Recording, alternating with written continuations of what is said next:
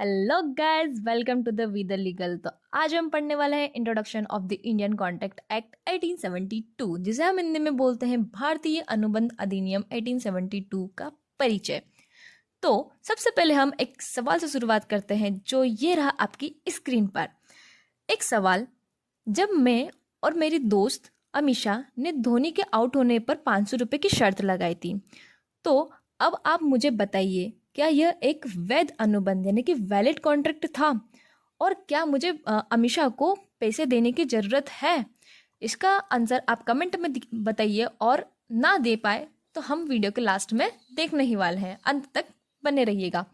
तो Indian contract act, हर एक law student को इंडियन कॉन्ट्रैक्ट एक्ट से गुजरना होता है।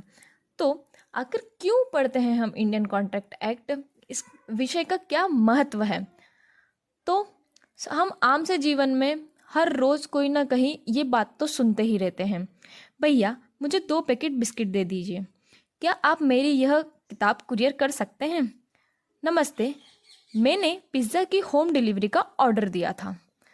तो आपको अंतर समझ आया? मेरा मतलब यह है कि रोज़मर्रा के आधार पर आप शायद जैसे कि बीएनएसएस और संविधान जैसे कानूनों का सामना ना करें, लेकिन आप हर दिन मौखिक, लिखित यानी कि इम्प्लाइड और एक्सप्लाइड रूप में हर तरीके से समझौते करते हैं, यानी कि एग्रीमेंट करते हैं। और यही वजह है कि अनुबंध कानून यानी कि इंडियन कॉन्ट्रैक्ट एक्ट इतना दिलचस्प विषय बन जाता है पढ़ने के लिए। भारतीय अनुबंध अधिनियम 1872 पर हम एक ऐतिहासिक नज़र डालते हैं। इसलिए आज के वीडियो में हम देखेंगे कि इंडियन कॉन्ट्रैक्ट एक्ट के बारे में जानना, सिर्फ उसकी बेसिक इन्फॉर्मेशन लेनी है।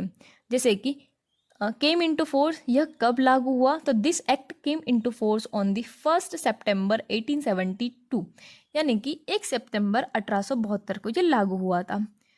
निर्माता यानी कि इसके मेकर कौन थे? तो यह कानून ब्रिटिश शासकों द्वारा बनाया गया था। और इसका मूल स्ट्रक्चर की बात करते हैं हम, तो इसमें कुल 266 यानी 266 सेक्शंस यानी धाराएं थी। तो अब हम इसका एक टेबल फॉर्म में देख लेते हैं कि इसमें टोटल कितने सेक्शन थे, क्या से क्या रेंज थी और क्या उनका सब्जेक्ट मैटर था। तो सेक्शन 1 से लेके 175 तक सामान्य प्रावधान यानी कि जनरल प्रोविजंस दिए गए हैं।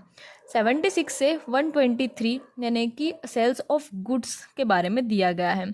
सेक्शन 124 से 175 में इंडेमनिटी एंड गारंटी के बारे में दिया गया है। 148 टू 181 बेलमेंट एंड प्लेज के बारे में दिया गया है। 182 और 236 में एजेंसीज दी गई हैं। 239 और 266 में पार्टनरशिप दी गई है।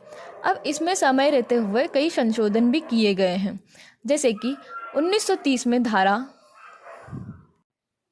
76 से 123 इस अधिनियम मतलब ये जो धारा थी, सेल्स ऑफ गुड्स एक्ट मतलब जो चैप्टर दिया गया था, ये जो धारा थी, इस अधिनियम में से इसको हटा दिया गया और एक नया कानून बना दिया गया, जिसे हम कहते हैं सेल्स ऑफ गुड्स एक्ट 1930। फिर एक और संशोधन हुआ जो कि 1932 में हुआ था, मतलब 1932 में हुआ था। यहाँ पे जो साझेदारी था यानी कि पार्टनरशिप था, जो सेक्शन 239 से 266 तक, जो कि सबसे आखिरी भाग था यहाँ पे इस चैप्टर में इंडियन कॉन्ट्रैक्ट एक्ट में, उसे अलग कर एक नया एक्ट बना दिया गया, जिसे हम कहते हैं भारतीय साझेदारी अधिनियम यानी कि इंडियन पार्टनरशिप एक्ट 1932। तो अब भारतीय अनुबंध अधिनियम के बचे हुए प्रावधान हमें बताते हैं कि अलग अलग प्रकार के अनुबंध कैसे बनते हैं और वैध अनुबंध यानी कि वैलिड कॉन्ट्रैक्ट के इंग्रेडिएंट्स क्या होंगे और उन्हें कैसे लागू किया जाएगा। तो यहाँ पे 2 टर्म्स आती है, एक होता है एग्रीमेंट, एक होता है कॉन्ट्रैक्ट। ये दोनों चीज़ें एक सिमिलर सी मतलब सुनाई देती है और सबको अंडरस्टैंडिंग में भी सिमिलरिटीज़ लगती है कि एग्रीमेंट और कॉन्ट्रैक्ट एक ही जैसे हैं। हाँ, ये दोनों पर्यायवाची हैं, बट इनमें डिफरेंस ज़रूर है। तो हम एक स्टेटमेंट देखते हैं, I have done an agreement of property with Harsh. और एक सेकंड स्टेटमेंट देखते हैं जिसमें लिखा है, I have done a contract of a property with Harsh. आमतौर पर लोग दोनों कथनों को एक जैसा मानते हैं, क्योंकि सामान्य दृष्टिकोण से समझौता यानी कि कॉन्ट्रैक्ट और अनुबंध दोनों एक पर्यायवाची शब्द लगते हैं, लेकिन ऐसा नहीं है। इन दोनों के बीच एक बड़ा अंतर है। यही अंतर समझने के लिए आपको नेक्स्ट वीडियो देखनी पड़ेगी और हम आपको नेक्स्ट वीडियो में पूरे एकदम सेक्शन वाइज हम आपको समझाने वाले हैं कि एग्रीमेंट क्या होता है, कॉन्ट्रैक्ट क्या होता है और प्रपोजल क्या होता है, एक्सेप्टेंस क्या होती है, considerations, capacity to contract, free consent, mistake, legality of object, discharge of contract, discharge by breach कैसे होता है, certain relation resembling those creation by a contract. इन सब के बारे में हम जानेंगे। जो भी एलएलबी के स्टूडेंट हैं, जो एलएलबी के स्टूडेंट है 3 ईयर वाले कोर्स के, उनको फर्स्ट सेम में कॉन्ट्रैक्ट फर्स्ट दिया हुआ है, तो उनके लिए बहुत ही हेल्पफुल होने वाली है। और जो भी है हम यहाँ पे विथ केस स्टडीज़ भी समझने वाले हैं। हिंदी इंग्लिश बोथ में मेरा बोलना रहेगा और आपको जो कंटेंट है वो इंग्लिश में प्रोवाइड किया जाएगा। Thank you for watching this video.